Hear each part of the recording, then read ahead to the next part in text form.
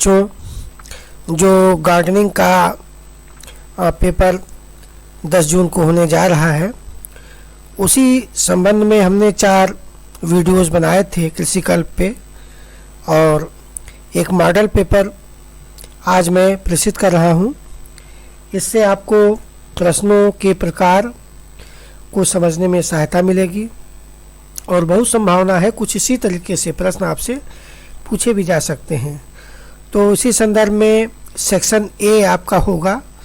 तो section A में very short answer type question होंगे, अति लघु उत्तरीय प्रश्न, और अटेम्प्ट एनी 10, चूँकि ये 100 नंबर का है तो attempt any 10 questions, word limit for each question is 50 words और ईच क्वेश्चन कैरीज 2 मार्क्स।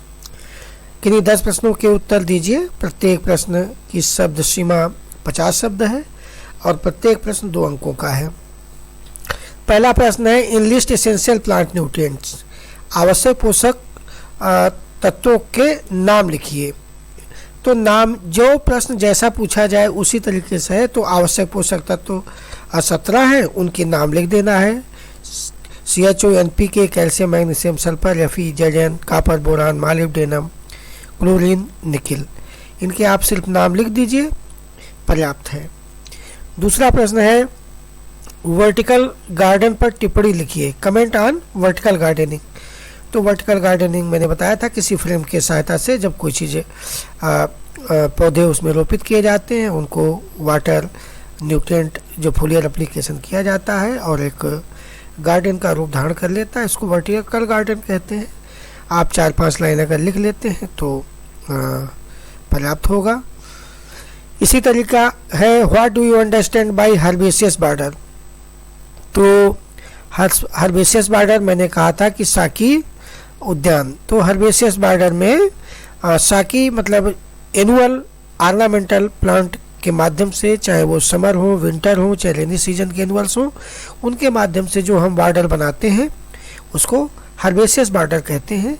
ये नॉन वुडी प्लांट होते हैं, जैसे गेंदा हो गया, पेंजी, पिटूनिया, फ्लॉक्स, वर्बीना, ये सब का वर्णन मैं कर चुका हूँ, तो इतना लिख देंगे तो पर्याप्त है।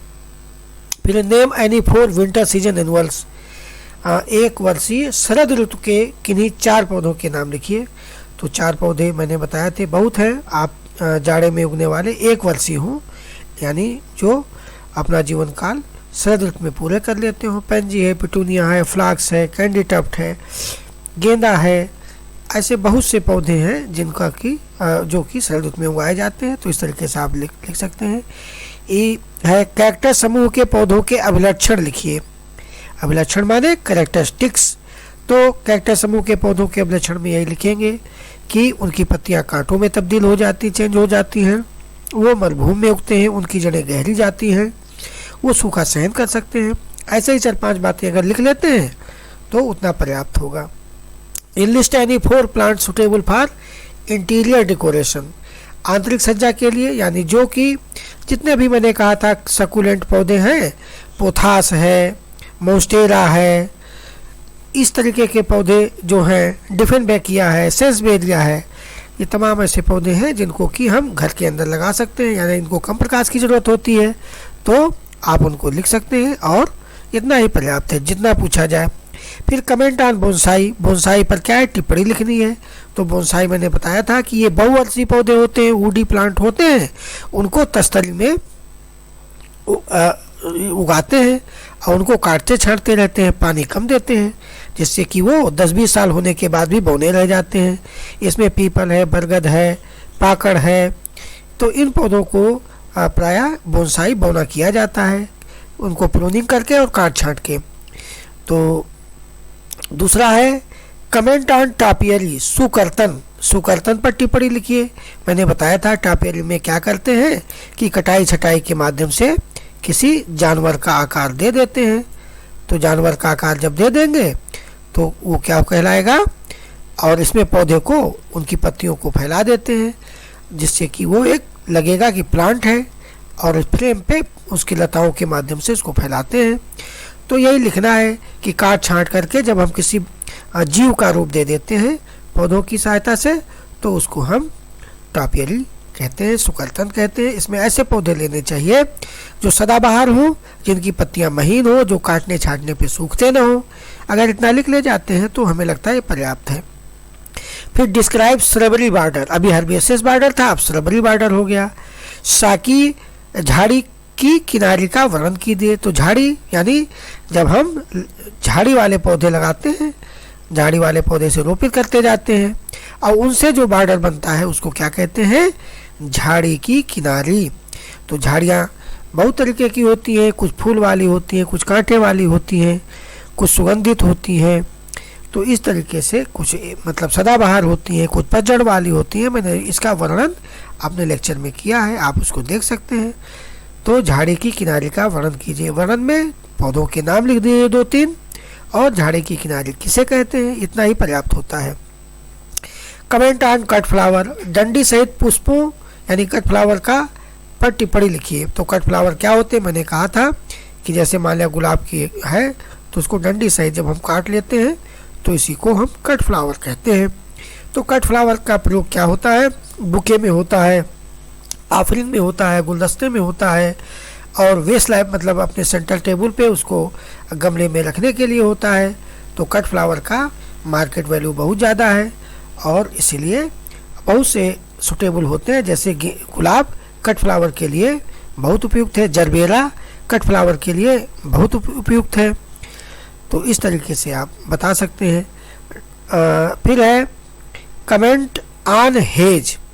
हेज का अर्थ यहाँ पे है कि जब कोई हमारा ये मान लिया उद्यान है और उसके चारों तरफ हम क्या करते हैं, कुछ 3-4 फीट ऊंचाई के पौधों को रोपण करते हैं और उनको काट छांट के घना एक बाउंड्री टाइप बना लेते हैं, इसी को हेज कहते हैं। तो हेज काट छांट करके, जैसे क्लोरोडेंड्रॉन है और भी तमाम लता युक्त हैं, कुछ झाड़ियाँ भी हैं जिनको काट छांट करके हेज का रूप दिया जा सकता है। 3-4 फीट ऊंची होती है। तो बाढ़ पर टिप्पणी इसी लिखिए, इसी का रूप है। Comment on damping off disease, damping off यानी आर्द गलन बीमारी पर टिप्पणी लिखिए। तो मैंने कहा था कि नर्सरी है, नर्सरी में जो पौधे उगते हैं वो क्या होते हैं, बचपन में ही यानी जब 10-15 दिन के होते हैं तो उसमें फफूंद लग जाती है और वो नीचे से सड़ के गिरने लगते हैं, इसी को कहते हैं डैम्पिंग ऑफ आर्द गलन। तो ये नर्सरी की बीमारी है और इसका उपाय क्या है? नर्सरी को साफ सुथरा रखें, शोधित बीज ही प्रयोग करें, पहले बीजों को ट्रीटमेंट कर लें फफूंद से, तब उसको करें। जहाँ बो रहे हैं उस नर्सरी को भी स्टेरलाइज कर लें। तो इस तरीके से और ड्रेनेज की व्यवस्था रखें, जल निकास की। तो इन सब बातों का ध्यान रखेंगे तो आर्द गलन बीमारी ठीक हो जाती है। अगला है right the importance of isolation distance in seed production, बीज उत्पादन में पृथक्करण दूरी का महत्व लिखिए। तो मैंने कहा था कि मान लिया बीज आप उत्पादन कर रहे हैं तो एक ये खेत है और एक ये खेत है, तो अगर उसमें A1 कोई प्रजाति आप उगा रहे हैं और ये A2 प्रजाति है तो बहुत संभव है इसके पॉलन ग्रेन इस पर चले आए तो इसको दूषित कर देंगे, इसके पॉलन ग्रेन परागकण उड़कर इस पर चले आए। तो इनके बीच में प्रॉपर दूरी रखते हैं, इसी को क्या कहते हैं? Isolation distance. तो पृथक्करण दूरी क्या है? जब हम बीज उत्पादन करते हैं तो 2 प्रजातियों को इतनी दूरी रखते हैं कि उनके जो परागकण हैं दूसरी प्रजाति को संदूषित या कंटामिनेट न कर सके, जिससे कि शुद्ध बीज की प्राप्त हो सके, इसी को आइसोलेशन डिस्टेंस कहते हैं। जो स्वपरागित फसलें होती हैं इसमें 3 से 10 मीटर की दूरी रखते हैं, जो परपरागित होती है उससे 100 से 1000 मीटर तक की दूरी रखते हैं। तो इस चीज़ का ध्यान रखते हैं। फिर है कमेंट ऑन सर्टिफाइड सीड, प्रमाणित बीज पर टिप्पणी कीजिए। तो प्रमाणित बीज क्या होता है कि खेत में जो है कुछ मानकों के आधार पे जब बीज का उत्पादन करते हैं, ये क्या होता है लगभग 98% क्या होता है, जेनेटिकली प्योर होता है, जेनेटिकली प्योर होता है 98%। और ऐसे बीज को प्रमाणित बीज कहते हैं। प्रमाणित बीज क्यों कहते हैं? बीज उत्पादन जब किया जाता है तो एक सर्टिफिकेट दिया जाता है बीज उत्पादक को और बोरी पे ये लिखा रहता है प्रमाणित बीज है। तो जो किसानों को है, ग्रोवर को है, यानी जो गार्डनिंग कर रहे हैं, अगर बीज चाहते हैं तो उनको प्रमाणित बीज ही वितरित किया जाता है, यानी ये काम का बीज है किसानों के लिए या ग्रोवर के लिए। अगला है right the importance of roguing in seed production. बीज उत्पादन में विजातीय पौधों को अलग करने का महत्व लिखिए। अब यहीं से स्पष्ट हो रहा है विजातीय पौधों को अलग करने का क्या अर्थ हुआ। ये खेत है और इसमें मान लिया कि पिटूनिया के कुछ हैं और पिटूनिया की दूसरी वैरायटी के पौधे उग गए, तो ये विजातीय हो गए, है पिटूनिया के ही लेकिन दूसरी प्रजाति के हैं। तो क्या होगा कि इनकी क्वालिटी को खराब कर देंगे अपने परागकणों के माध्यम से गिरकर। तो ऐसे पौधों को उखाड़ करके अलग कर देने को ही रोगिंग कहते हैं। यानी विजातीय पौधों को बीज उत्पादन वाले प्लांट से फूल खिलने से पहले उखाड़ करके अलग कर देने को ही रोगिंग कहते हैं। नहीं तो क्या होगा, बीज उत्पादन एकदम शुद्ध नहीं प्राप्त होगा, प्योर सीड प्रोडक्शन नहीं मिलेगा। Right the importance of seed treatment. मैंने बताया था कि बीज को पहले क्या करते हैं, शोधित कर लेते हैं। किससे? इंसेक्टिसाइड से, कीटनाशक दवाओं से, फंजीसाइड से, इन सब से क्या करते हैं, शोधित कर लेते हैं।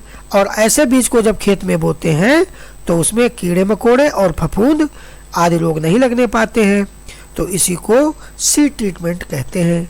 अगर स्वस्थ और हेल्दी पौधे चाहिए तो सीड ट्रीटमेंट यानी बीज शोधन अवश्य कर लेना चाहिए। फिर है right the importance of log in garden.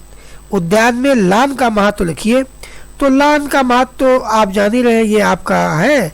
और लॉन क्या होता है, लॉन से क्या होती है, वहाँ लेजर फुर्सत के लिए होती है, आंखों को हरी लगता है, एक ओपन स्पेस मिलता है। यानी कई तरीके से लॉन में बैठ करके आप इंजॉय कर सकते हैं, बच्चे घूम सकते हैं।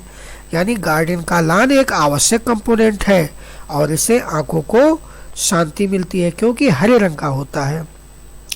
तो बच्चों इस तरीके से इसमें से कोई प्रश्न आपसे पूछा जा सकता है। फिर सेक्शन बी खंड बा है शॉर्ट आंसर टाइप क्वेश्चंस, लघु उत्तरीय प्रश्न, यानी शॉर्ट जो अति लघु उत्तरीय है उनसे थोड़ा अधिक लिखना है। Attempt any 4 questions, answer each question in about 200 words, each question carries 5 marks. चलिए किन्हीं 4 प्रश्नों के उत्तर दीजिए। प्रत्येक प्रश्न का उत्तर 200 शब्दों में दीजिए और प्रत्येक प्रश्न 5 अंकों का है। ये तो कोई महत्वपूर्ण बात नहीं है। पहला क्वेश्चन है इसमें differentiate between cactus and succulent. तो आप सीधे क्या कीजिए, ऐसे अपनी कॉपी में खींचिए, यहाँ लिखिए कैक्टस और यहाँ लिखिए सकुलेंट। ये लिखिए कि इनकी पत्तियाँ कांटों में तब्दील हो जाती हैं। तो इसमें लिखिए कि इनके तनों में रस भर जाता है, सरस गूदेदार हो जाते हैं। फिर लिखिए ये ज़्यादा वो क्या नाम है मरुभूमि में उग सकते हैं, ये सेडी प्लेस में उग सकते हैं, छायादार स्थानों में। इनको कम जल की आवश्यकता होती है, इनको जल तुलनात्मक अधिक आवश्यकता होती है। और क्या है, इनकी जड़ें गहरी जाती हैं, इनकी जड़ें कम गहरी जाती हैं। ये इंडोर गार्डनिंग के लिए उपयुक्त है, ये उतने इंडोर गार्डनिंग के लिए उपयुक्त नहीं है। ये उथली भूमि पर उग सकते हैं, इनको तुलनात्मक गहरी भूमि की जरूरत होती है। ऐसा अगर लिखेंगे तो और उदाहरण जरूर दे दीजिए। कैक्टस में ओपनसिया नागफनी लिखिए और सकुलेंट में एलोवेरा लिख दीजिए। फिर है डिफरेंशिएट बिटवीन हर्बेसियस बॉर्डर और श्रबरी बॉर्डर। तो आप दोनों हेडिंग डालिए, इधर लिखिए हर्बेसियस बॉर्डर, इधर लिखिए श्रबरी बॉर्डर। हर्बेसियस बॉर्डर में लिखिए ये एक वर्षीय अशोभाकार पौधों से तैयार किया जाता है, ये लिखिए झाड़ियों से बहुवर्षीय झाड़ियों से तैयार किया जाता है। इनका जीवन काल एक सीजन या एक वर्ष होता है, ये बहुवर्षीय होते हैं। ये क्या है, एक पर्दा उत्पन्न करते हैं बहुत बड़ा स्थायी। ये क्या होता है, स्थायी पर्दा उत्पन्न नहीं करते हैं, समय के साथ काट लिए जाते हैं। ये क्या होते हैं, फूलों से शोभा इनसे ज़्यादा बढ़ती है। ये तुलनात्मक पत्तियों से शोभा बढ़ाते हैं। इस तरीके से और पौधों के नाम लिख दीजिए, पैंजी, पिटूनिया, फ्लास्क हर्बेसियस बॉर्डर में लिख दीजिए, इसमें लिख लीजिए तमाम है। बोगनविलिया है, इग्जोरा है, कामिनी है, रुक्मिनी है, तमाम मैंने पढ़ा है उसमें लिख सकते हैं। फिर differentiate between formal garden and informal garden, औपचारिक उद्यान एवं अनौपचारिक उद्यान में अंतर लिखिए। तो औपचारिक उद्यान मैंने बताया था कि इसमें क्या होता है कि जो भी कंपोनेंट होते हैं वो जियोमेट्रिकली एक निश्चित दूरी पर डिजाइन किए जाते हैं, रखे जाते हैं, जबकि इनफॉर्मल में जियोमेट्री का कोई ध्यान नहीं रखी जाती, सममितता का कोई ध्यान नहीं रखा जाता है। इसमें है ये आर्टिफिशियल शो करते हैं, ये नेचुरल शो करते हैं। इसमें है ज़्यादा कास्ट आती है, इसमें कम कास्ट आती है। फॉर्मल गार्डन में क्या होते हैं, आवश्यक कंपोनेंट जो हैं जो कि नेचर में नहीं, उनका भी इन्वॉल्व, जैसे झरना है, स्टैचू है, लालटेन है, इनका बारादरी है। इसमें ऐसी चीज़ों का समावेश नहीं करते हैं। इसमें पहाड़ी है, छोटी छोटी पहाड़ी है, ऐसे ही तालाब टाइप दिखा देंगे। तो ये सब अंतर आप लिख सकते हैं। उदाहरण भी आप लिखेंगे, मुगल गार्डन, औपचारिक उद्यान, ऐसे सब इनके आपको मैंने बताए हैं, आप लिखेंगे। फिर है differentiate between sexual propagation and asexual propagation, लैंगिक प्रवर्धन और अलैंगिक प्रवर्धन। अलैंगिक प्रवर्धन को वेजिटेटिव प्रोपेगेशन भी कहते हैं। तो लैंगिक प्रवर्धन किससे किया जाता है, बीज द्वारा। जब बीज द्वारा हम पौधे तैयार करते हैं उसको क्या कहते हैं, लैंगिक प्रवर्धन। और जब कटिंग है, बडिंग है, ग्राफ्टिंग है, कोई कार्म है, ट्यूबर है, बल्ब है, इनसे जब तैयार किए जाते हैं उसको क्या कहते हैं, अलैंगिक प्रवर्धन कहते हैं। इससे क्या होता है, इससे पौधों में क्या होता है, यूनिफॉर्मिटी नहीं रहती है, क्योंकि लैंगिक जनन में बीज में बदलाव आता है। इसमें क्या होता है, माता जैसे पौधे होते हैं जो तैयार किए जाते हैं। तो इन्हीं सब बातों को आप लिख सकते हैं। फिर है differentiate between budding and grafting. Budding में क्या करते हैं कि ये आपका तना है और इसमें एक कलिका यहाँ लगा देते हैं, तो इसको क्या कहते हैं, बडिंग। और ग्राफ्टिंग में क्या करते हैं, एक कलिका न लगा करके यहाँ ऐसे खांच बनाते हैं और उसमें एक डंडी ऐसे लगा देते हैं, इसमें कई बड होती हैं। तो बडिंग में एक कलिका प्रयोग होती है, ग्राफ्टिंग में बहुत सी कलिकाएं प्रयोग होती है। बडिंग में ऊट नहीं प्रयोग होती है, ग्राफ्टिंग में ऊट प्रयोग होती है। बडिंग जो है इकोनॉमिक ज़्यादा है, ग्राफ्टिंग उतना इकोनॉमिक नहीं है। तो इस तरीके से बच्चों आप लिख सकते हैं। फिर differentiate between organic manure and chemical fertilizers. Organic manure मैंने बताया था, गोबर की खाद है, फार्म यार्ड मैन्योर है, वर्मी कंपोस्ट है, बायो फर्टिलाइजर है, सब ऑर्गेनिक मैन्योर में आते हैं। और केमिकल फर्टिलाइजर में यूरिया है, डायमोनियम फास्फेट है, म्यूरेट ऑफ पोटास है, पोटेशियम क्लोराइड है, ये सब ये फैक्ट्री में बनते हैं, ये नेचुरल होते हैं।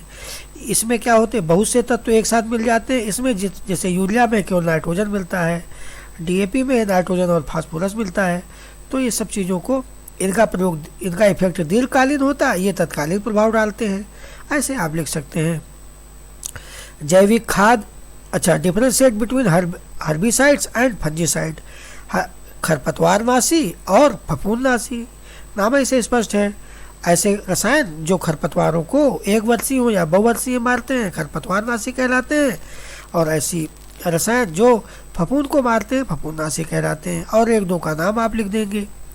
तो फिर आ जाएगा differentiate between cut flower and loose flower. अभी मैंने बताया था, डंडी सहित जिनको काटते हैं, डंडी सहित एवं डंडी रहित में अंतर स्पष्ट कीजिए। तो जो लूज फ्लावर, ऐसे फूल तोड़ लिए बिना इसके डंठल के, तो उसको लूज, जैसे गेंदा का फूल तोड़ लेते हैं। तो लूज फ्लावर से तमाम उत्पाद बनते हैं, माला है और तमाम चीज़ें बनती हैं, तमाम डेकोरेशन में काम आते हैं, शादी ब्याह में। कट फ्लावर जो होते हैं वो गुलदस्ता में है, ऑफरिंग में है, प्रयोग किए जाते हैं। इन पे आप लिख सकते हैं। और गुलाब इसका बहुत अच्छा उदाहरण है, जरबेरा बहुत अच्छा, ट्यूलिप है, इनकी सबके क्या होते हैं, अच्छे कट फ्लावर बनते हैं। और लूज फ्लावर तो सभी का हो सकता है, चमेली, बेला, गेंदा आदि। Differentiate between xeriscaping and waterscaping. दोनों में जमीन आसमान। जेरी मरुभूमि, मरु उद्यान सौंदर्यीकरण, और है जल सुंदरीकरण, जल उद्यान सौंदर्यीकरण। तो कोई ऐसी ज़मीन है जहाँ पर पानी की कमी है या पानी उतना उपलब्ध नहीं है, तो ऐसी जगह पे एक दूसरे तरीके की डिज़ाइन करते हैं और वहाँ पे दूसरे तरीके के पौधे लेते हैं जो कि सूखा सहन कर सकें। वाटर स्केपिंग क्या है, किसी जल कोई एरिया है उसको सजाने को कहते हैं। उसमें तमाम तरीके से बतख है, मछलियाँ हैं रंगीन, उसमें कमल है, ये लाइट का व्यवस्थाएं हैं, स्टैचू है, झरना, उसमें ये सब की व्यवस्थाएं करेंगे तो वाटर बॉडी को हम क्या करेंगे, सुंदर कर पाएंगे। तो हमने इसको पढ़ाया है, आप उसको देख लीजिए। खंड सा में लॉन्ग आंसर टाइप क्वेश्चंस हैं, यानी दीर्घ उत्तरीय प्रश्न है। इसमें इस खंड में किन्हीं 4 प्रश्नों के उत्तर दीजिए। प्रत्येक प्रश्न का उत्तर लगभग 500 शब्दों में दीजिए। प्रत्येक प्रश्न 10 अंकों का है। जो पहला प्रश्न है, describe any 2 of the following, तो किन्हीं 2 का हमें वर्णन करना है। तो पहला है क्लाइंबर्स, लताएं। लताएं उन साकी और लकड़ी वाले दोनों मिश्रित होते हैं पौधों को कहते हैं जिनके तना कमजोर होता है तथा किसी सहारे से चढ़ते हैं, ऐसे को लताएं। बोगनविलिया की बहुत सी प्रजातियां आती हैं जो लता के रूप में क्लेरोडेंड्रान है, और आपका बेला में भी लताएं होती हैं। गुलाब की बहुत सी प्रजातियां हैं जो लता युक्त होती हैं, झूम लता है, माधवी लता है, और तमाम ऐसे पौधे आते हैं जो लता युक्त होते हैं और उनका शोभाकार उद्यान में प्रयोग किया जाता है। परगोला, परगोला को हमने बताया था, आर्चेस की सीरीज को ही परगोला कहते हैं। तो परगोला में आप ये कोई रास्ता है उस पर ऐसे चढ़ा देते हैं दोनों तरफ से, उस उधर से भी पौधों को यहाँ इस पे चढ़ाते हैं, इधर से भी चढ़ाते हैं, तो एक छप्पर टाइप बन जाता है, इसी को परगोला कहते हैं। तो परगोला एक प्रकार की संरचना है जो लतादार पौधों के माध्यम से एक शेड बनाई जाती है। रोज प्रूनिंग, ये बहुत महत्वपूर्ण प्रक्रिया है। तो क्या करते हैं, गुलाब की झाड़ी होती है, ये गुलाब की झाड़ी है, इसमें तमाम ऐसे फूल खिलने के बाद ये डंडियाँ ऐसी खड़ी रहती हैं। तो बाद में क्या करते हैं, अक्टूबर नवंबर के महीने में इनको 2 से 3 कलिका की ऊंचाई से काट देते हैं। 2 से 3 कलिकाओं को छोड़ करके हम ऊपर से काट देते हैं और फिर इन कलिकाओं से नई शाखाएं निकलती हैं, इसमें फूल लगते हैं। ये बहुत आवश्यक क्रिया है, अक्टूबर नवंबर में करनी चाहिए उत्तर भारत में। अगर ऐसा नहीं करेंगे तो इसमें फिर फूल नहीं आते हैं। कटाई छटाई के बाद में इसमें खाद पानी दे दिया जाता है, इतना लिख देंगे पर्याप्त है।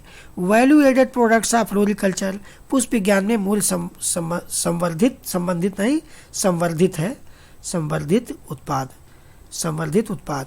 तो मूल संवर्धन का क्या अर्थ है कि जब हम किसान के यहाँ पैदा करते हैं तो एक रॉ मटेरियल होता है, उसकी प्रोसेसिंग करते हैं, उसकी धुलाई करते हैं, उसकी श्रेणीकरण ग्रेडिंग कर लेते हैं।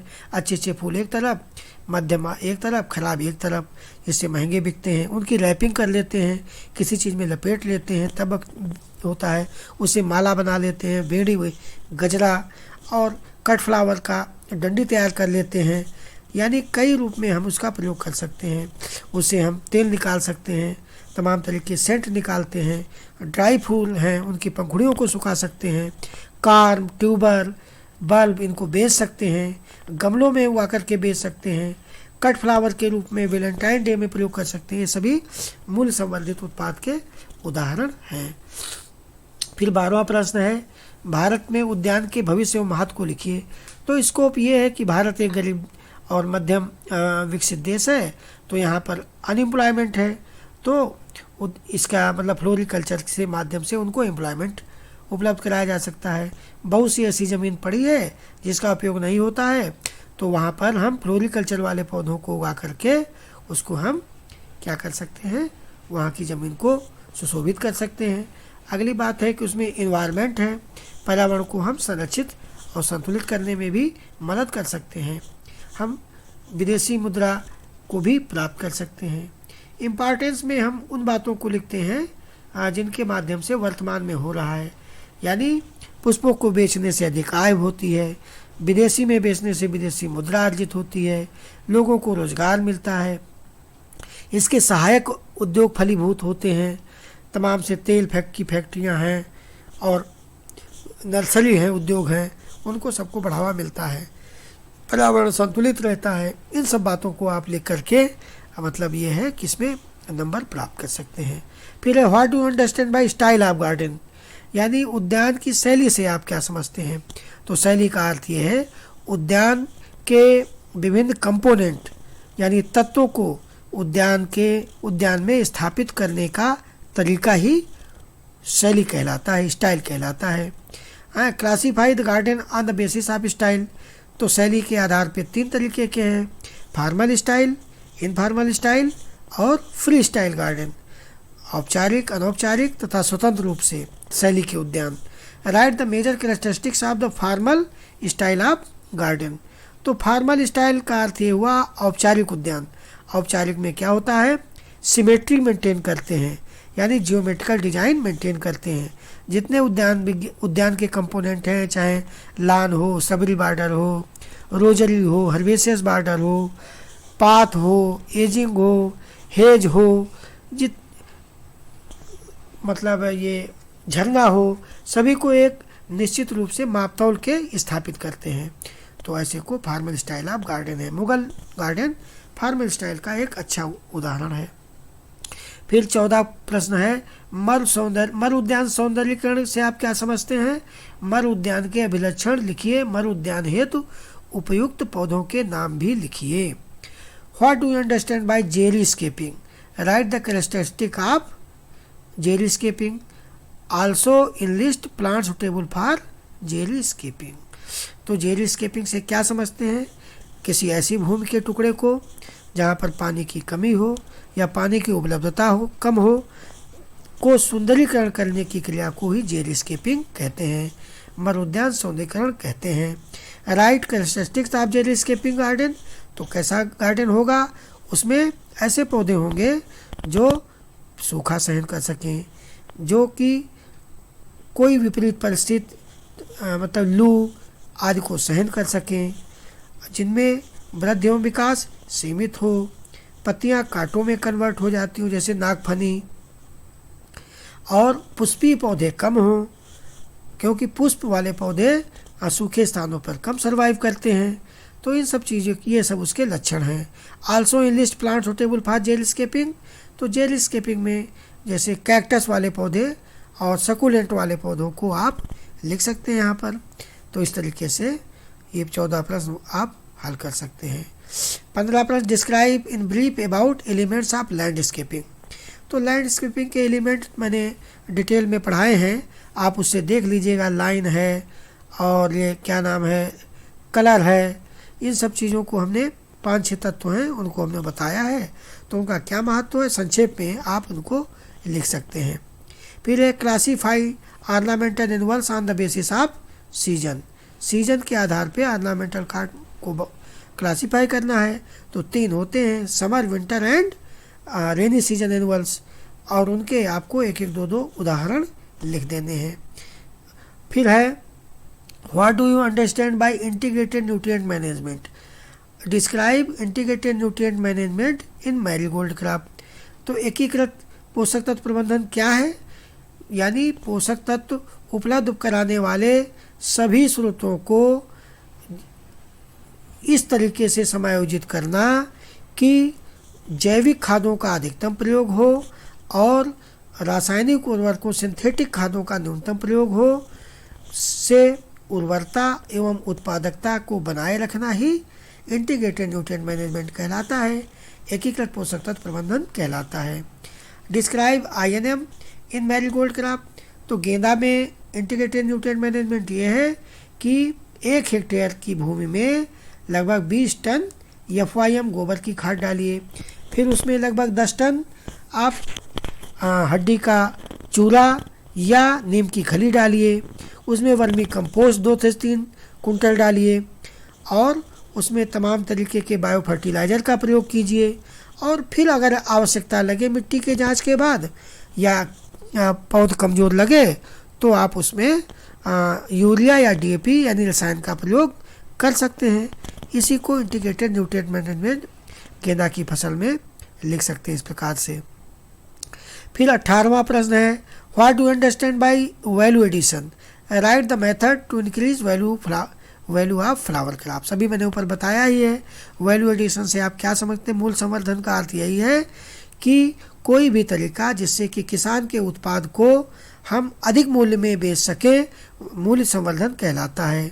तरीका ये भी हो सकता है उसको धुल लीजिए, उसकी ग्रेडिंग कर लीजिए, उसको किसी पैकेट में लपेट लीजिए, उससे कोई उत्पाद बना लीजिए, उसको सुखा लीजिए, उसको ऐसे मौसम में बेचिए जब उपलब्ध न हो, महंगा बिकेगा।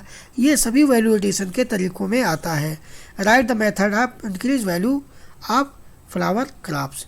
जैसे तेल, वही वाली बात जो अभी बताया है, जैसे उनसे तेल बना लेना, उनसे उनके पत्तियों को सुखा लेना, उनके नर्सरी में उगाकर पौधों को बेचना, कार्म, ट्यूबर ये सब बेचना, ये सभी उसके मूल संवर्धन बढ़ाने के तरीके हैं। तो बच्चों, इस तरीके से एक मॉडल पेपर हमने प्रस्तुत किया है। हमने जो 4 लेक्चर दिए हुए हैं उनके माध्यम से इस पेपर को आप आसानी से 15-20 मिनट में समझ सकते हैं।